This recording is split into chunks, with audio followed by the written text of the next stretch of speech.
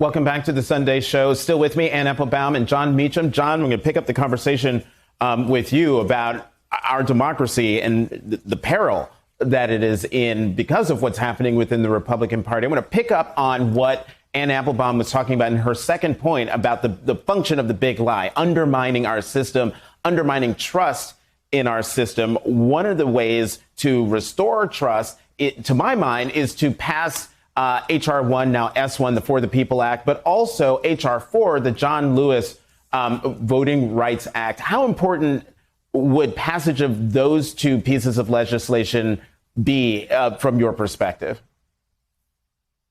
Well, they'd be essential in terms of if we all lived in a reality-based universe, but we don't, which is the problem. Right. So obviously, I think that legislation is vitally important. I'm a native Southerner. We have seen what restriction of voting rights does.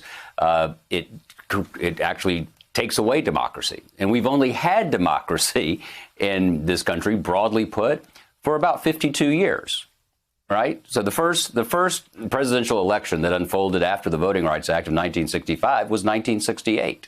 So the attempt to restrict access to the ballot box in order to maintain power for whether it's a dominant race or a dominant party or a dominant class is a perennial American undertaking. So that has to be that clearly has to be done.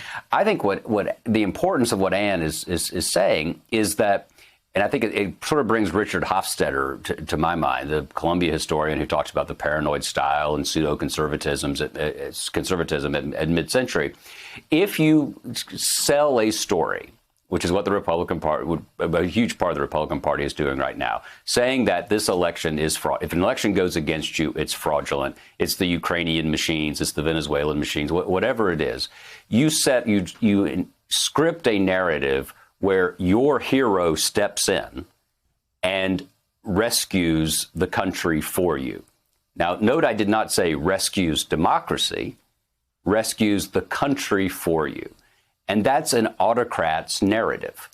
And that's what's being, I think, clearly set up here. And I think there's been some talk this week, I think it's absolutely true, that we don't know what kind of localized county, state impact this is all going to have going forward. And in the minute that we've got left, I want you to talk more on this authoritarian, autocratic line that Jon is talking about. You retweeted a tweet from Slate's William Salatin, where the primary line there is there's no magic force field around America when it comes to Donald Trump and other autocrats around the world. Talk more about that real quickly. So we Americans have this idea that there's something special and sacred about our democracy. We all have this idea that it's been going on for so long and it's so well protected that it can never end. We need to get rid of this idea of inevitability because it's very dangerous. Because if it's inevitable, then we don't have to do anything about it. We don't have to try very hard.